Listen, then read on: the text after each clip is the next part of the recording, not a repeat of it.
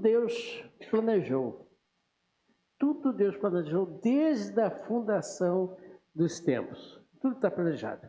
Nada é por acaso.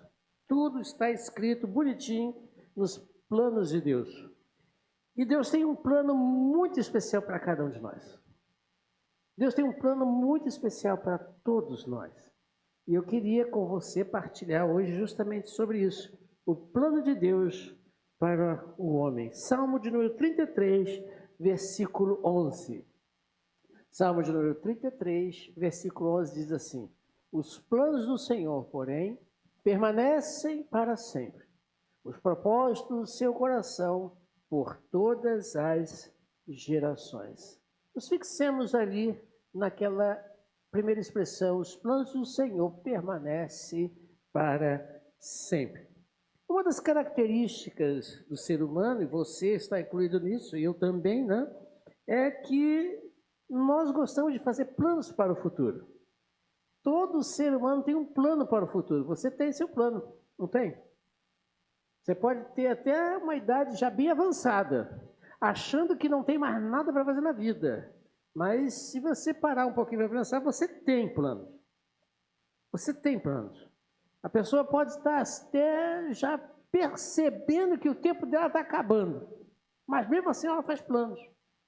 Você já pensou, parou para perceber isso? E você pode até perguntar, mas por que isso acontece? Por que nós temos e nós fazemos planos para o futuro? Essa resposta está lá em Gênesis, capítulo 2, versículos 16 e 17. Na criação, você vai ver por que você faz planos. Olha que coisa interessante. Está lá bem escrito. Gênesis, capítulo 2, 16 e 17. Diz assim: e o Senhor Deus ordenou ao homem: coma livremente de qualquer árvore do jardim, mas não coma da árvore do conhecimento do bem e do mal, porque no dia em que comer dela, certamente você morrerá. Então o Senhor Deus disse: não é bom que o homem esteja só, e assim por diante. Você viu a resposta aí no texto? Por que o homem faz planos? Você conseguiu enxergar? Quem é que viu pode dizer para mim? Eu sei que todos viram. Estou com vergonha de falar. Eu sei. O pessoal aqui é inteligente, sabe, irmão Dalton? O pessoal aqui é esperto. Né? O pessoal é inteligente. Né? O pessoal sabe tudo. Vamos ler de novo. Gênesis. Mas não coma da árvore do conhecimento do bem e do mal, porque no dia em que você comer, vamos botar assim, né? Cadê? Vamos parar um pouquinho aí para a gente ver, né? É do jardim do bem, mas não coma da árvore do conhecimento do bem e do mal, porque no dia em que você comer, certamente você... Isso significa que o homem não ia, se não comesse, o quê? O homem não foi criado por Deus para morrer. Se ele não come, ele vive. Se ele vive, ele tem dentro de si, então, o quê? A essência de viver para sempre. O problema é que veio, que ele comeu, e por causa disso nós morremos. E eu provo isso, que você tem a essência da eternidade. Eu provo isso até como pessoa mesmo. Até como pessoa, como você é. Né? Você sabia que você e eu, nosso cérebro, lá vou eu falar de cérebro, né? Nosso cérebro, ele trabalha constantemente, mesmo quando você está dormindo, né? Ele constantemente está trabalhando e está projetando ações. Sabia disso?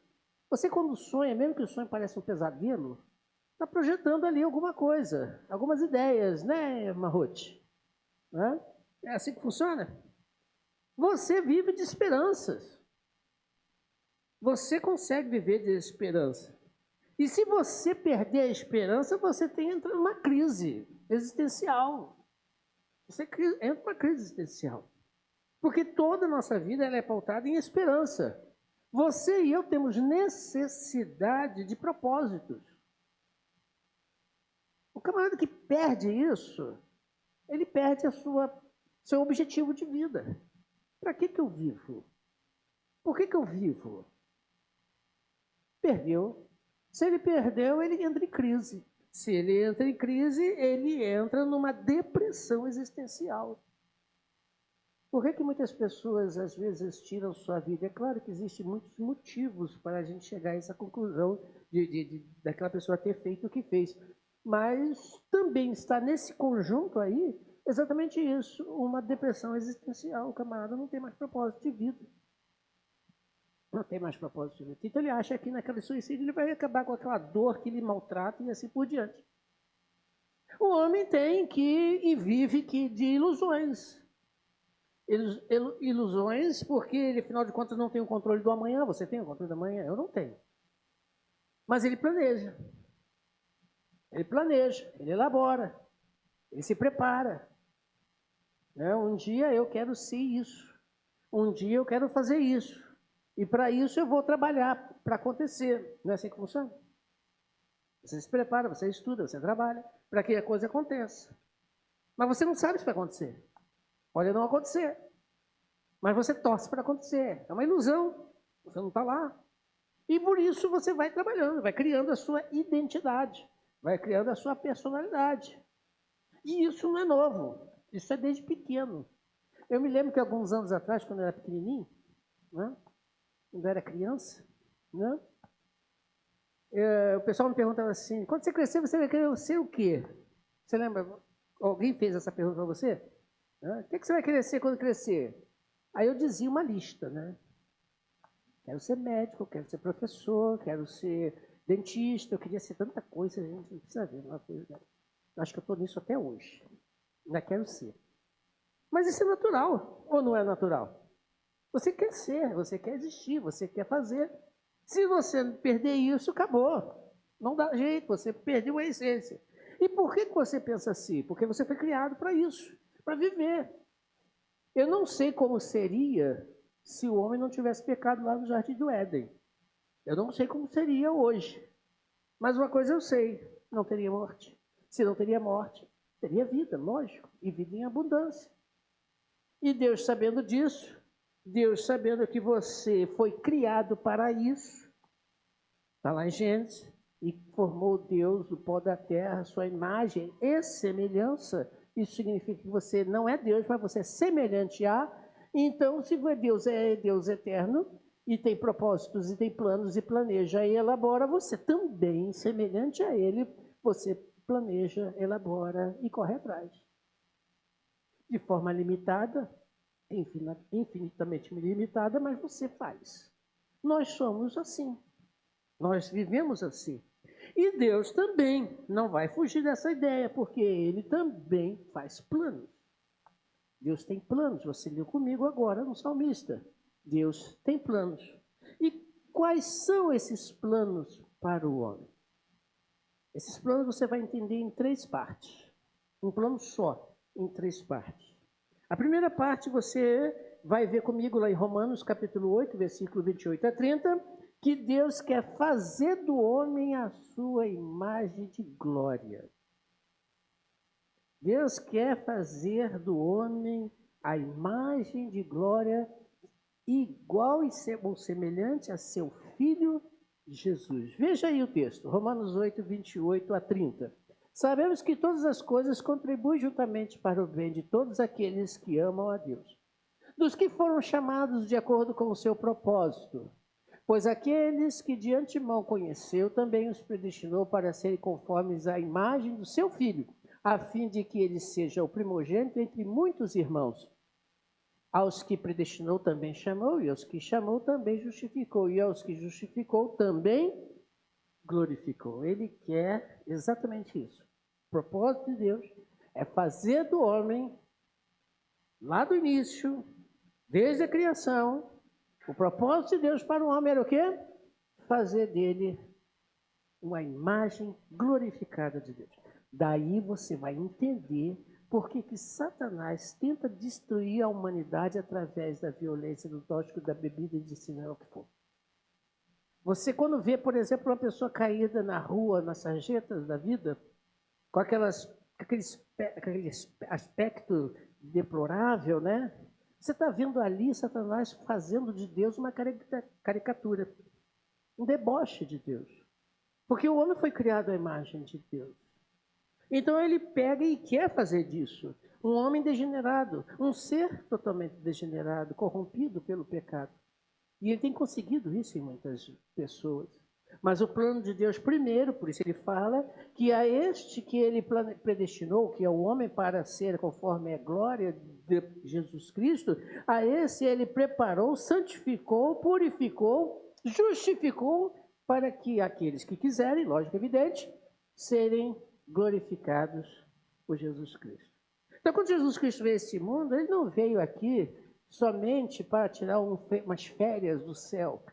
Ele não veio aqui para que nós ficássemos tadinho. Ele fez uma trajetória, como a música falou, né? Ele fez uma trajetória tão dolorosa, né? Um momento difícil. Tadinho, não é tadinho, não. Não é para a gente ter pena dele nesse sentido, né? De ver o que ele fez. Não.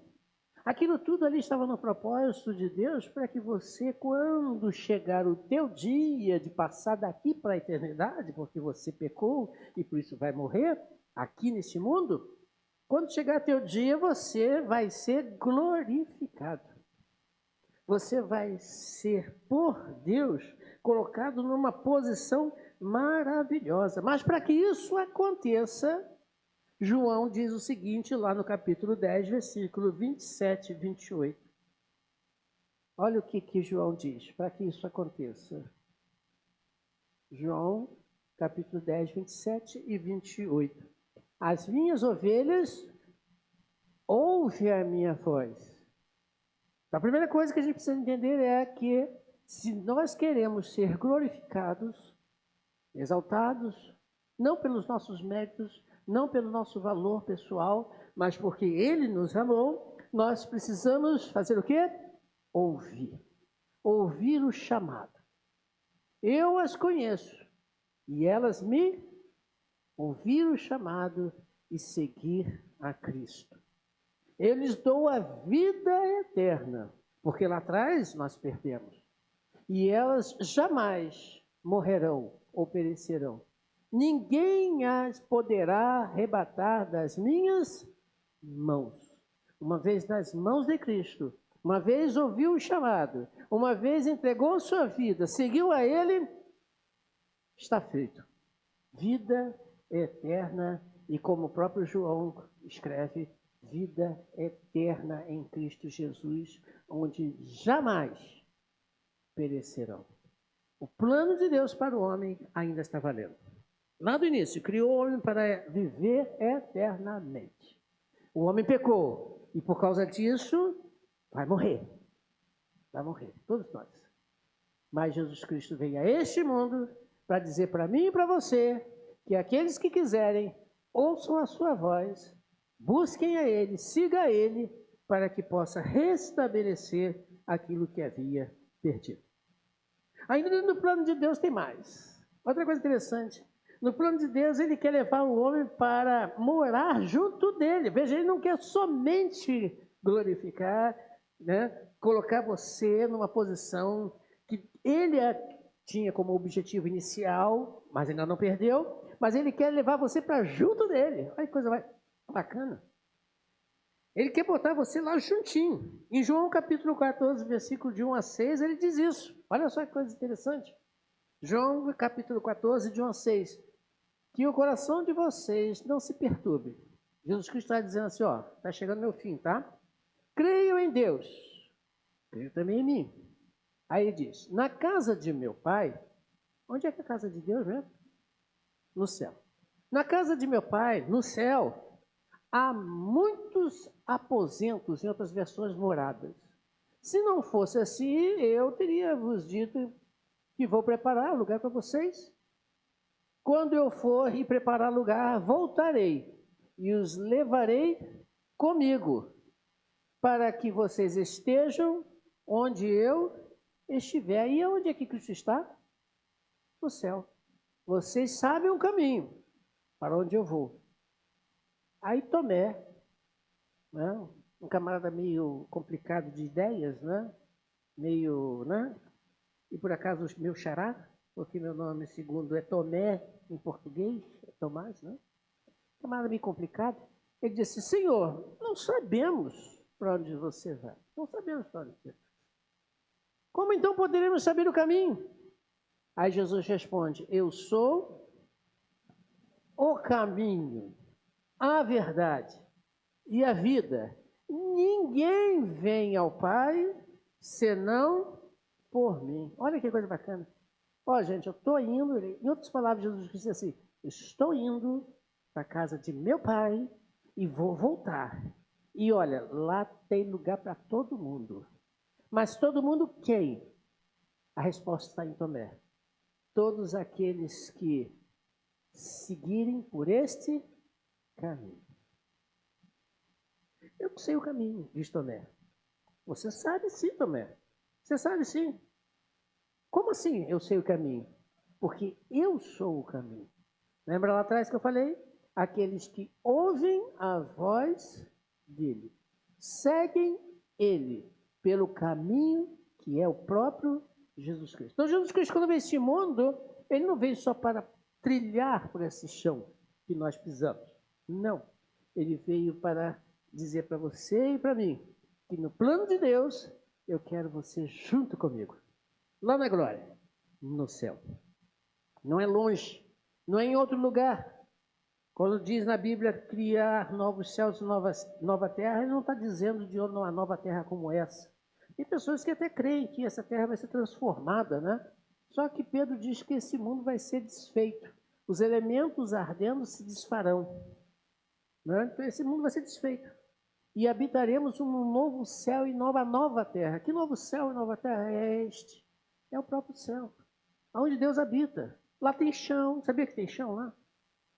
Tem chão, tem árvore. Para ter árvore tem que ter chão. Não é assim que funciona? Né? Tem rio. Tem rio que abastece de água o céu, a árvore da vida e dá fruto. Olha só, você vai comer fruto. Qual fruto? Não sei, a Bíblia não fala, diz que é um fruto. Né? Você que gosta de frutas, vai se dar bem. E se não gosta, vai passar a gostar. Porque o fruto de lá é diferente daqui. Né? Tem rio, tem praça. Olha que bacana, praça. Você que gosta de praça, né? Só não tem açaí, né? Quem gosta de açaí, vai que tem. Não sei. Né? Mas tem praça para você ir lá passear. Olha que bacana. Né? Tem muro. Ora, muro, praça, terra, chão, árvore, rio, isso dá onde? No espaço? Uma coisa vazia? Não, é chão mesmo. Só que o chão do céu não é o nosso chão. João vê o céu como ruas, até rua, tá vendo? Pavimentada. Porque a rua lá de João, né, tem ruas de... Tenho certeza que não é esse ouro que a gente usa. Porque esse ouro é daqui. E esse ouro vai ser desfeito. Então João está dizendo o seguinte, que a rua lá é tão boa, que é de ouro, valiosa. Olha que coisa bacana. Chão, rua, casa, moradas. Novo céu, nova terra, é lá. Não é aqui. Não é distante de Deus. Como no início, que Deus vinha ver o homem no jardim do Éden. Não. É junto dele, nas moradas celestiais. Olha que coisa maravilhosa, que plano maravilhoso. Ele veio justamente para que pudesse mostrar para você como chegar lá. E como é que se chega lá? Chega lá através de Jesus Cristo.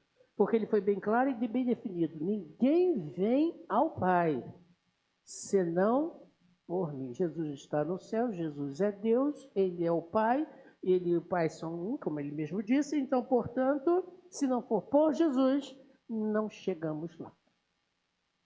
Não é igreja, não é denominação, não são as nossas obras, não é o nosso merecer, não é isso nem aquilo, é somente Jesus. E para concluir, ele veio a este mundo porque o plano de Deus, perfeito plano de Deus,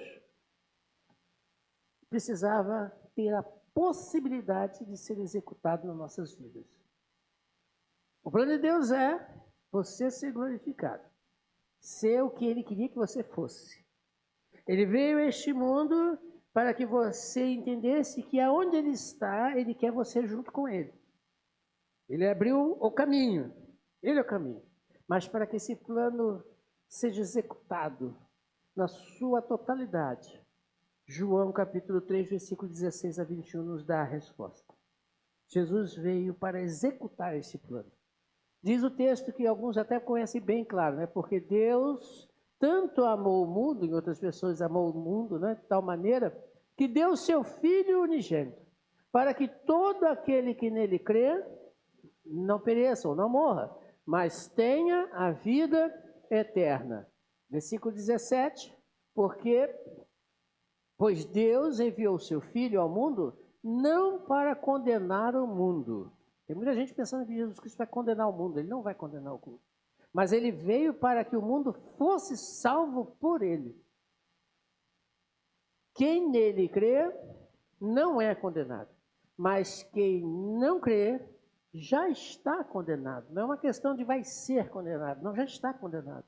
Por não crer no nome do Filho unigênito de Deus. Este é o julgamento. A luz, que é Jesus Cristo, veio ao mundo, mas os homens amaram as trevas no lugar da luz, porque as suas obras eram más. Pois quem pratica o mal odeia a luz e não se aproxima da luz, para que as suas obras não sejam manifestas. Quem, porém, pratica a verdade, vem para a luz, para que se veja claramente que as suas obras são realizadas por intermédio de Deus. Você percebeu o plano de Deus aqui, a possibilidade da execução dele nas nossas vidas? A primeira coisa que ele destaca aqui é: Jesus Cristo veio para salvar e não condenar. Salvar quem? Aqueles que já estavam condenados, mas que num determinado momento da sua vida, ouvindo o que estava sendo dito pelo próprio Jesus Cristo, percebendo que só por ele você chega ao céu, creram em Jesus Cristo. Aí eu gosto sempre de falar, eu sei que muitos aqui já sabem, mas tem gente que nunca ouviu e eu vou falar assim mesmo. Você já sabe muito bem, parabéns. Quem não sabe vai aprender agora. Crer não é acreditar. E adoro aquele exemplo financeiro que todo mundo passa, né? Todo mundo já passou, né? Se você está precisando de dinheiro, normalmente você faz o quê? Vai trabalhar. Mas o trabalho não deu. Precisa de mais. Aí o que você vai fazer? Muita gente faz. Vai fazer o quê? O tal do empréstimo. Aí você chega lá na agência e diz para o seu gerente: eu estou precisando de um empréstimo. Aí o gerente fala assim: ah, está aqui o dinheiro, toma aí, vai lá, viva bem a sua vida. É assim que funciona? Claro que não. Você vai ser avaliado. Não é assim?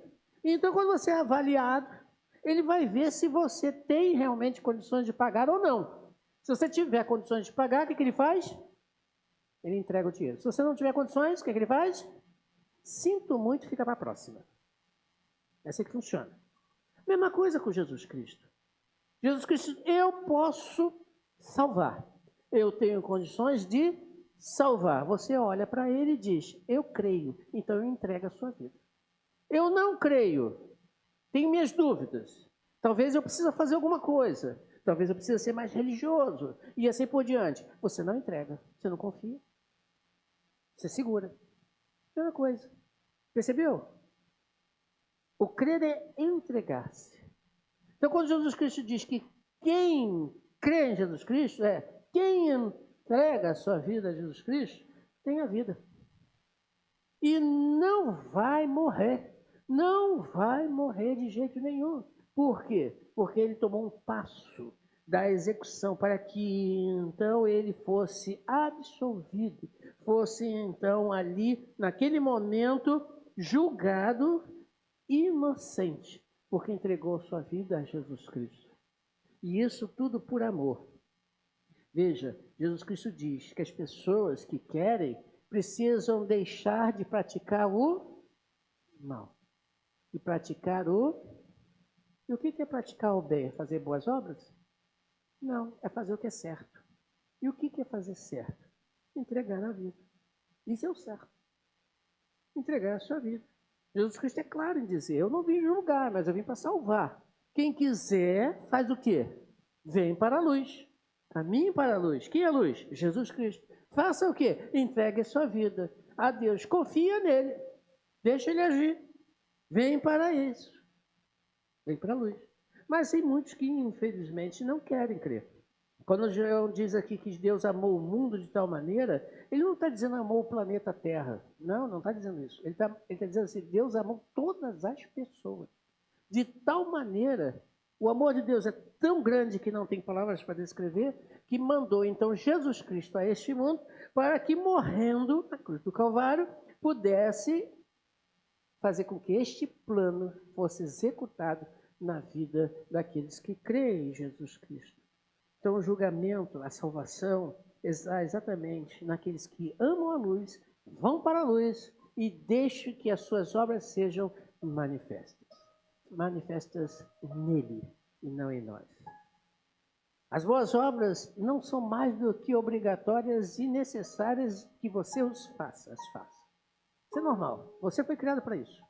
Então, se você ajuda uma pessoa, não está fazendo mais que a sua obrigação. E precisa fazer isso. Você precisa ajudar.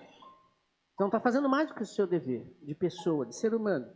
Mas isso não resolve o problema. Porque isso é natural do ser humano. Né? É você chegar para o médico e achar que o médico ele tem obrigação de fazer. Ele está ali porque ele disse, eu, por livre e espontânea vontade, quero fazer. Entendeu o negócio? Como é que eu estou falando? O médico, você não faz, você tem que me obrigar. Não, você não tem nada. Ele está ali porque ele quer estar ali para nos atender. Mesma coisa é Deus. Deus tem a obrigação? Não tem obrigação de nada. Ele veio para que, colocando a sua vida à disposição, morrendo na cruz, aquele que quiser, está ali para isso. Para salvar o homem. E esta obra, essa ação de ir até ele e praticar isso, aí é o que resulta na salvação do homem. Então Jesus Cristo veio ao céu porque ele veio completar o plano de Deus. Deus fez o homem perfeito e maravilhoso para viver. O homem escolheu cair. Aí poderíamos dizer, problema do homem. E eu poderia dizer assim, problema seu e problema meu. O homem escolheu cair. Mas Deus é amor. Infinitamente amor. Mas não podemos esquecer que ele é justiça também. No seu quadro, no seu plano, no seu propósito, para que a sua justiça fosse, vamos dizer, desviada do ser humano, que ele disse, vai morrer se comer, e você comeu, você estava lá, geneticamente, suba a tua árvore, você vai chegar lá, então você estava lá, mas eu não escolhi comer, escolheu sim, tanto que você peca, você erra. No dia de hoje. Escolheu sim. Comeu. O homem escolheu a morte. Mas Deus é amor. Se ele fosse só justiça, ninguém se salvava. Ninguém. Nenhum de nós se salvaria. Mas por ele ser amor, ele planejou, no seu plano, vamos dizer assim, né, mandar Jesus Cristo.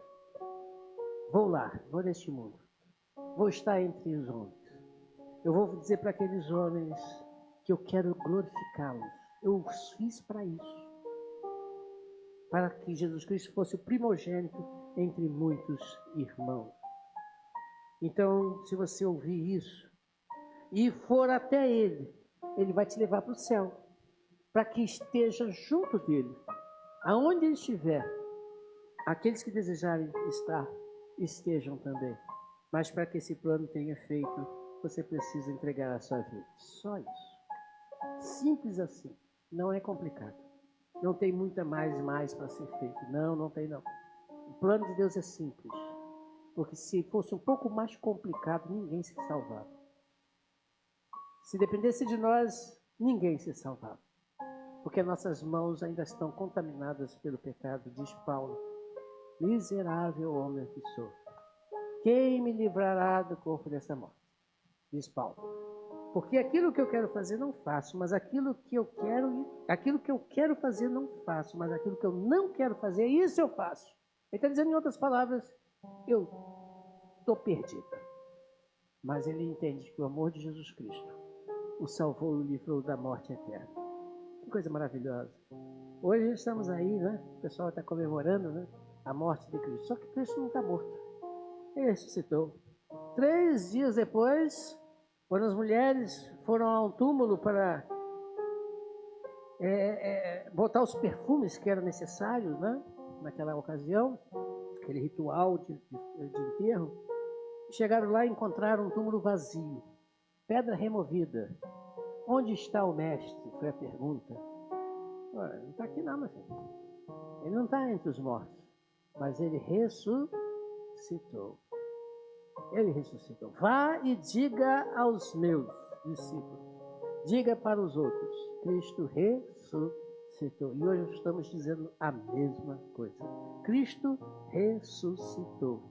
Para provar para você e para mim que ele tem todo o poder para que este plano seja levado a cabo e possa ser feito na vida de qualquer pessoa. Deus possa nos abençoar. Estamos aqui reunidos para louvar e agradecer a esse Deus maravilhoso. Então vamos ficar de pé e vamos orar a esse Deus. Temos música? Porque Ele vive. Vamos cantar este canto.